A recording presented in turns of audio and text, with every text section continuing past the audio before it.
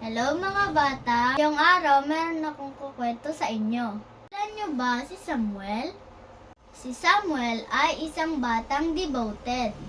Maliit na bata pa siya, yung mama niya, dinala agad siya sa may temple.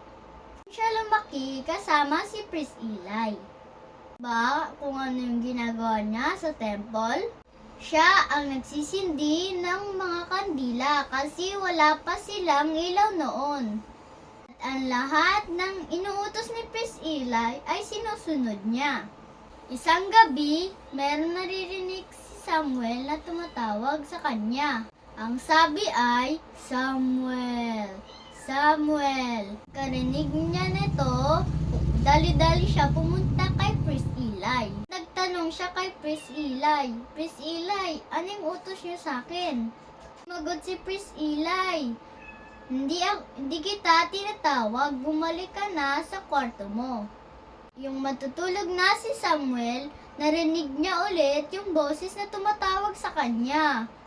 Sabi ay, "Samuel, Samuel." Mabilis ulit siyang tumakbo kay Priest Eli. Sabi ulit ni Priest Eli, "Hindi kita tinatawag. Bumalik ka na ulit sa may kwarto mo." At yung matutulog ulit si Samuel, narinig niya ulit yon.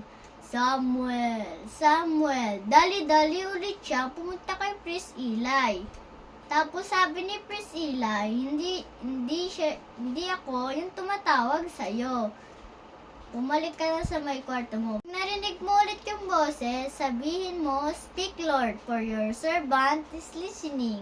At tapos, bumalik na ulit si Samuel sa kwarto niya. Narinig niya ulit ang boses na tumatawag sa kanya, "Samuel, Samuel." At sabi niya, Speak Lord, for your servant is listening." Mula noon, palagi na tumatawag ang Panginoon kay Samuel. O mga bata, gusto niyo rin ba magkatulad ni Samuel?